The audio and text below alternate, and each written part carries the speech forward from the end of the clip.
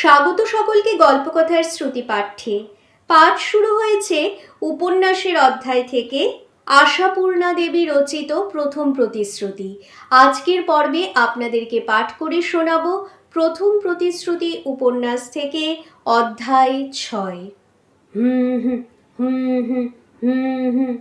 শুধু হাঁটু পর্যন্ত আটফাটা পাগুলোই নয়, জিভে মুখেও ধুলো বেটে যাচ্ছে বেহারাগুলোর।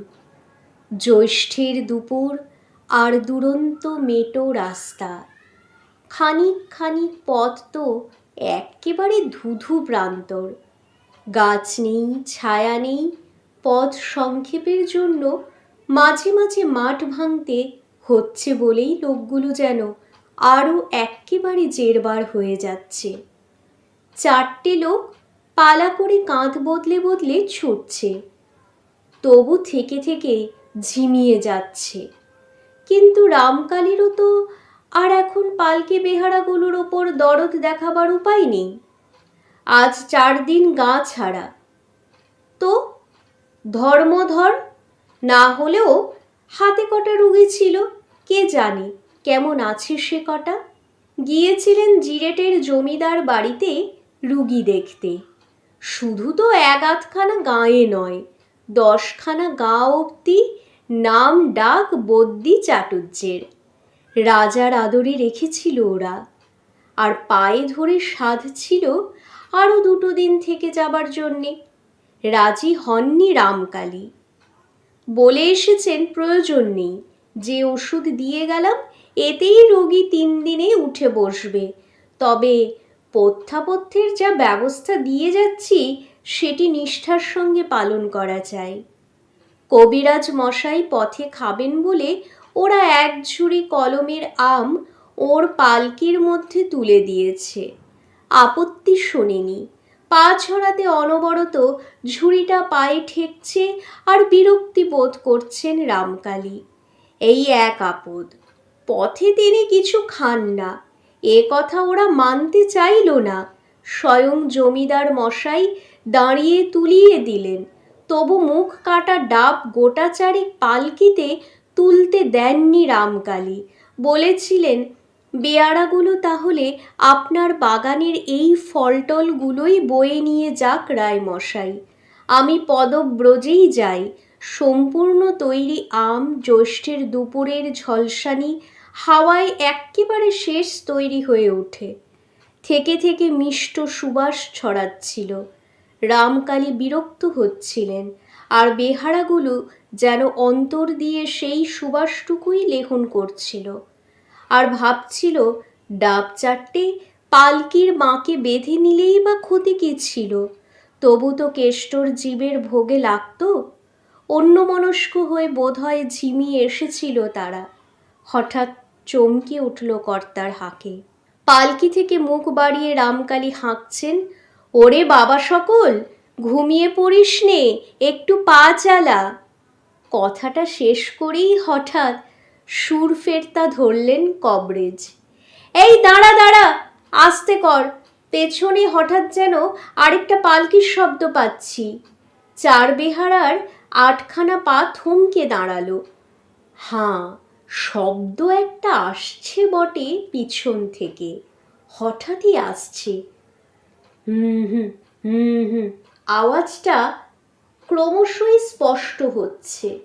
প্রধান বেহারা গদাই ভুঁইমালি পালকির বাঁক থেকে ঘাড় সরিয়ে পিছন সড়কের দিকে তাকিয়ে উৎফুল্ল কণ্ঠে বলে ওঠে, আগে কর্তামশাই, নির্যোষ বলেছেন বটে, পালকি একটা আসছে, মনে নিচ্ছে কোনো বিয়ের বর আসছে।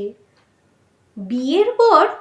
রামকালী পালকি থেকে গলাটা আরও একটু বাড়িয়ে এবং সে গলার স্বরটাকে অনেকখানি বাড়িয়ে বলেন, বিয়ের বরে খবরটা আবার চট করে কে দিয়ে গেল তোকে?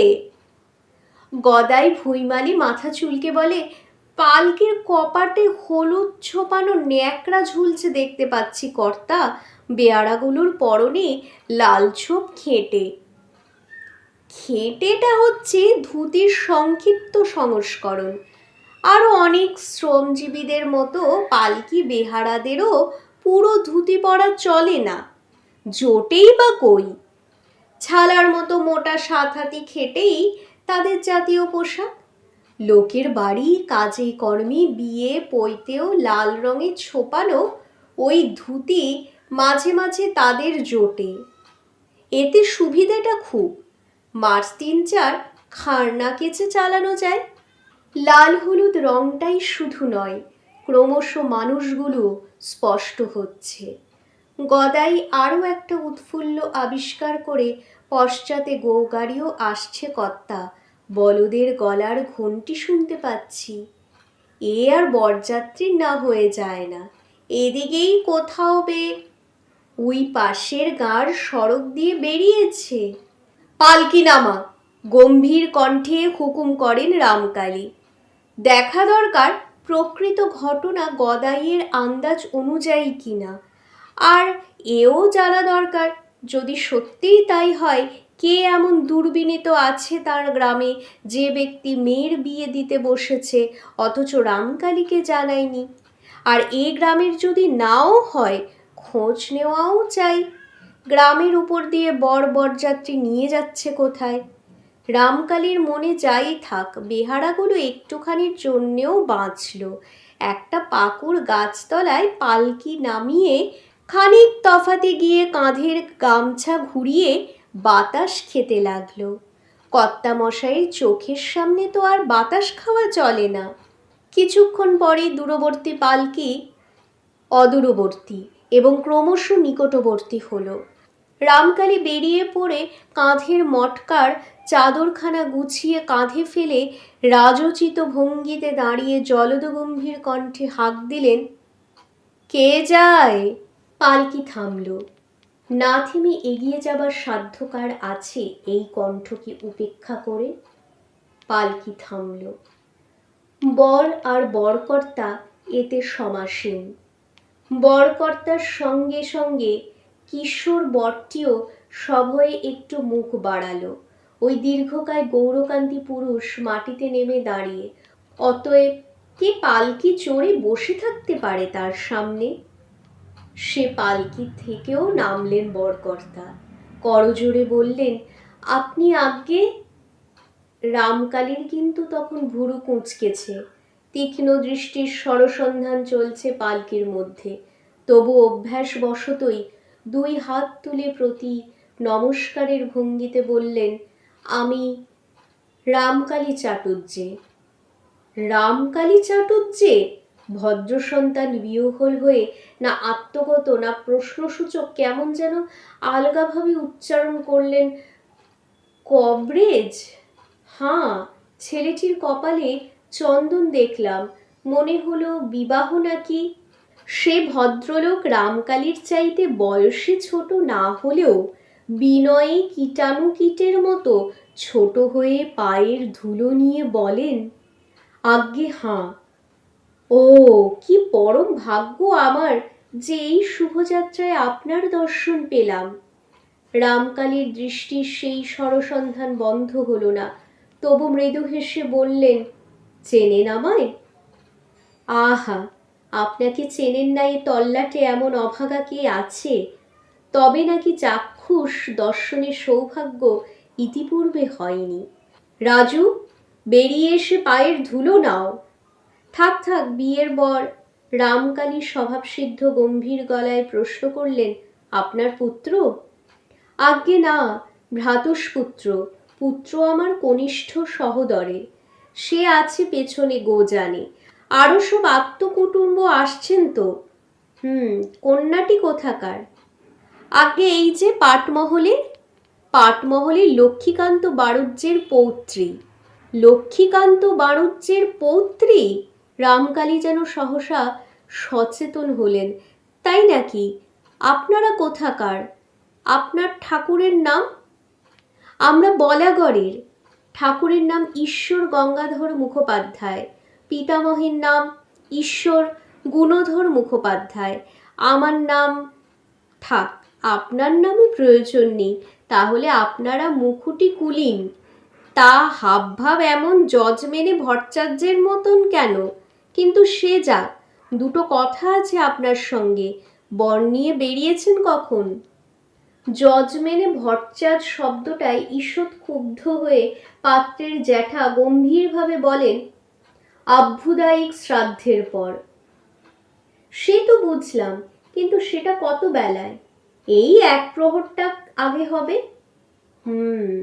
পাত্রের কপালের ওই চন্দন রেখা কি সেই তখনকারই নাকি?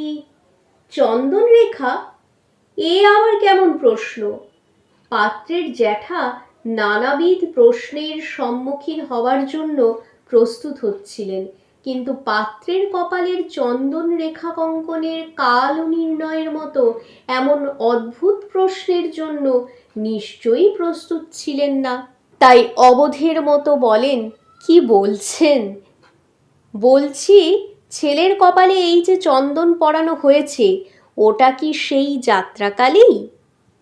আজ্ঞে হাঁ, তা তো নিশ্চয়ই।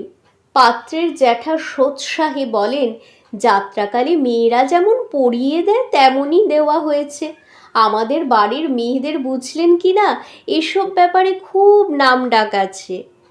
পাড়া থেকে ডাকতে আসে পিঁড়ি আলপনা দিতে, শ্রী করতে, বর কনে সাজাতে। রামকালী ওই পালকির দিকে তাকাতে তাকাতে আবার কেমন অন্যমনা হয়ে পড়েছিলেন। ইত্যবসরে পশ্চাৎবর্তী গরুর গাড়ি দুখানা এসে পড়েছে। পালকি নামানো এবং অপর এক পালকির আরোহীর সঙ্গে বাক্যবিন্যাসের ব্যাপার দেখে ঈষৎ ঘাবড়ে গিয়ে বরের বাপও নেমে এসে দাঁড়িয়েছেন। অন্যমনা রামকালী একটা দীর্ঘ নিঃশ্বাস ফেলে গাঢ়স্বরে বলেন, আমি আপনাকে একটি অনুরোধ করছি মুখুজ্জে মশাই, আপনি যাত্রা স্থগিত করুন। যাত্রা স্থগিত করুন? বিবাহ যাত্রা? হাঁ করে তাকিয়ে থাকেন বরের জ্যাঠা আর বরের বাপ। লোকটা পাগল না শয়তান, না কনের বাড়ির সঙ্গে গভীরতম কোনো শত্রুতা আছে? ওদিকে ঘাম ছুটে যাচ্ছে বেহারাদের, রোদ্দুরটা অসহনীয় হয়ে উঠেছে। দু পালকির বেহারারা অদূরে দাঁড়িয়ে পরস্পর বাক্য বিনিময় করে ব্যাপারটা অনুধাবন করার চেষ্টা করতে ঘন ঘন এদিকে তাকাচ্ছে কখন পালকি তোলার ডাক পড়ে। ব্যাপারটা যে একটা কিছু হচ্ছে এ অনুমান করে ইত্যবসরে গরুর গাড়ি থেকে এক ব্যক্তি লাফিয়ে নেমে পড়েছেন, যিনি হচ্ছেন বরের পিসে। গাড়ির ছইয়ের মধ্যে গলদঘর্ম হয়ে আস্তে আস্তে এমনিতেই মেজাজ তাঁর চড়ে উঠেছিল। নেমেই যাত্রা স্থগিতের কথা শুনে তেলে বেগুনে জ্বলে উঠে বললেন, কে মশাই আপনি?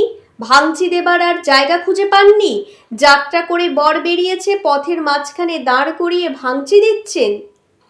মুখুজ্জে ভাতৃদ্বয় ভগ্নিপতির এ হেন দুর্বিনয় বিচলিত হয়ে তাড়াতাড়ি বলে ওঠেন, আহ গাঙ্গুলি মশাই, কাকে কি বলছেন? ইনি কে তা জানেন? জানতে চাইলে মুখুজ্জে, থামো তুমি। যে ব্যক্তি এ হেন অর্বাচীনের ন্যায় কথা কয়। চোপড়াও! হঠাৎ যেন ঘুমন্ত বাঘ জেগে উঠে গর্জে উঠল। চোপড়াও বামুনের ঘরের কুষ্মাণ্ড! মুখুজ্জে! চেঁচিয়ে উঠল বাঘের পর খ্যাকশিয়াল।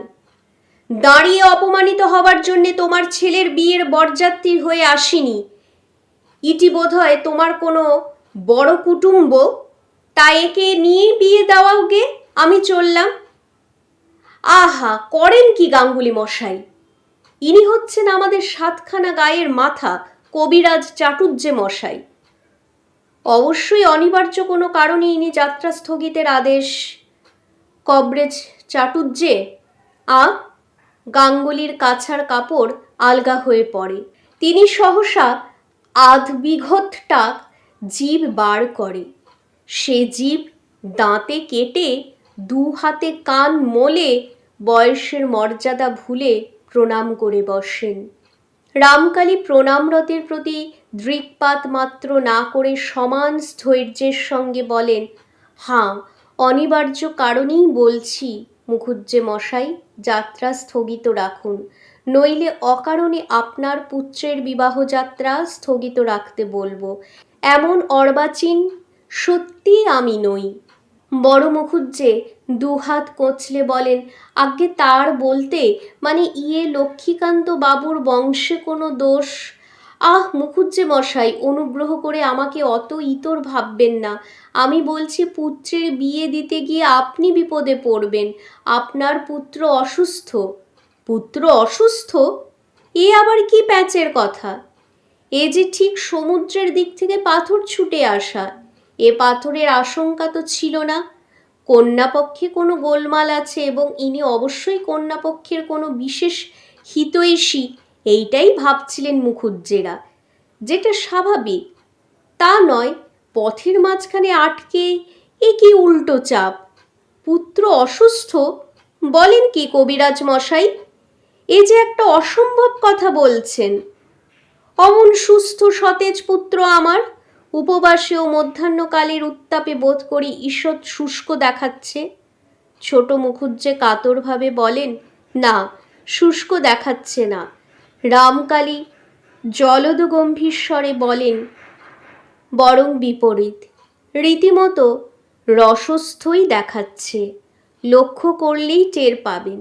আমি গোড়াতেই লক্ষ্য করেছিলাম এবং আপনাকে নিবৃত্ত করবার সংকল্প নিয়েই আটকেছি।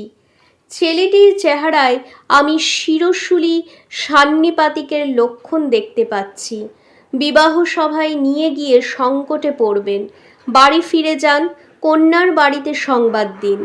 বরের পিসে পূর্ব বিনয় ভুলে গিয়ে রুখে ওঠেন, ভেলা ঝামেলা করলে তো দেখছি। আজ বিবাহ, রাত্রির প্রথম প্রহরে লগ্ন, এখন ছেলেকে বাড়ি ফিরিয়ে নিয়ে যাব আর কন্যাপক্ষকে সংবাদ দেব পাত্র অসুস্থ? এ কি ছেলের হাতের মোয়া নাকি? বুঝতে পারছি আপনি কন্যাপক্ষের একজন মস্ত হিতৈষী। রামকালীর গৌর মুখ রোদের তাতে এমনিতেই লাল টকটকে হয়ে উঠেছিল, এবার আগুনের মতো গনগনি দেখালো। তবু উত্তেজিত হলেন না। সতাচ্ছিল্যে গাঙ্গুলের প্রতি একটা কটাক্ষপাত করে বললেন, হাঁ, ঠিক বলেছেন, বিশেষ হিতৈষী। লক্ষ্মীকান্ত বাড়ুজ্যে মশাই আমার মাতুলের সতীর্থ, পিতৃতুল্য। তার পৌত্রীটি যে বিবাহ রাত্রেই বিধবা হয়, এটা আমার অভিপ্রেত হতে পারে না। নির্মল নির্মেঘ আকাশ থেকে যেন বজ্রপাত ঘটল। এ কি সর্বনেশে অলক্ষণের কথা! এ কি অভিশাপ! না, অপ্রকৃতস্থ মস্তিষ্কের প্রলাপ। মুখুজ্জেরা গলার পৈতে হাতে জড়িয়ে হাঁ হাঁ করে উঠলেন। রামকালী নিবাত নিষ্কম্প দীপশিখা, কঠিন হৃদয় বিচারক। অপরাধীর প্রতি মৃত্যুদণ্ডাদেশ দিয়েও যেমন স্থির থাকে, তেমনি অচল অটল স্থির হয়ে দাঁড়িয়ে রইলেন। অভিশাপ দেওয়া হলো না। পৈতে হাত থেকে ছেড়ে মুখুজ্জেরা কেঁদে উঠলেন। এ কি বলছেন কবরেজ মশাই? কি করব বলুন? আমি মুখের উপর স্পষ্ট বলতে চাইনি, আপনারাই বলালেন। শুনুন, যদি হিত চান, এখনো পুত্রকে তার জননীর কাছে নিয়ে যান। স্পষ্ট দেখতে পাচ্ছি স্বয়ংকাল ওর শিয়রে দাঁড়িয়ে। আর বেশি বাক্য ব্যয়, সময়ের অপচয় করবেন না। তাছাড়া আপনারা উচাটন হলে পুত্র বিয়োফল হবে। কিন্তু মুখুজ্জেরাও তো রক্তমাংসের মানুষ। ওদের বিশ্বাস অবিশ্বাস দিয়ে তৈরি মন।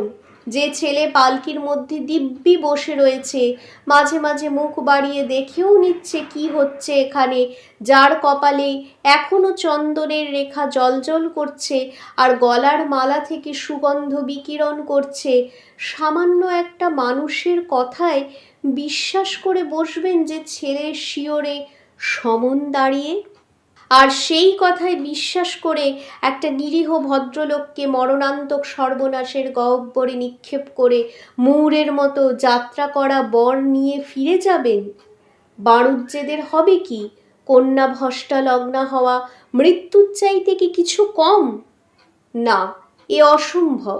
নিশ্চয়ই এ কোনো চক্রান্ত। হয় এই চাটুর্যের সঙ্গে লক্ষ্মীকান্ত বাড়ুজ্যের ঘোরতর কোনো শত্রুতা আছে, নচেৎ এই লোকটা আদৌ কবরেজ চাটুর্যেই নয়, কোনো খ্যাপাটে বামুন। তবু এই ব্যক্তিত্বের প্রভাবের সামনে কেমন যেন সব গুলিয়ে যাচ্ছে, আর সন্তানের সম্পর্কে অত বড় অভিশাপ সদৃশ বাণী। ছোট মুখুজ্জে একবার অদূরবর্তী পালকির দিকে তাকিয়ে রুদ্ধশ্বাস বক্ষে বলেন, আমি তো রোগের কোনো লক্ষণ দেখছি না কবরেজ মশাই। রামকালী একটু বিষাদ ব্যঞ্জক হাসি হাসেন। তা দেখতে পেলে তো আমার সঙ্গে আপনার কোনো প্রভেদ থাকতো না মুখুজ্জে মশাই। আসুন, এদিকে সরে আসুন। দেখছেন তাকিয়ে ছেলের ললাটে ওই চন্দন রেখা, সদ্য চন্দনের মতো আর্দ্র, অথচ বলছেন এক প্রহরকাল আগে চন্দন পরানো হয়েছে। তাহলে সে চন্দন এতক্ষণে শুকিয়ে খড়ি হয়ে যাবার কথা হয়নি, কারণ চোরা সান্নিপাতিকে সর্বশরীর রসস্থ হয়ে উঠেছে। এই কথা? হঠাৎ পাত্রের জ্যাঠা হেসে ওঠেন। কবিরাজ মশাই, খুব সম্ভব পথশ্রমে আপনি কিছু অধিক ক্লান্ত, তাই লক্ষণ নির্ণয় ভুল করছেন। গ্রীষ্মকালে ঘর্ম নির্গমের দরুন চন্দন শুকিয়ে ওঠবার অবকাশ পায়নি, এই তো কথা। ওহে বেয়ারারা, চল চল, পালকি ওঠাও, শুভযাত্রা, এ কি বিপত্তি! লক্ষণ নির্ণয় ভুল করেছেন রামকালী? রামকালীর নিজেরই মাথার শিরা ফেটে যাবে নাকি?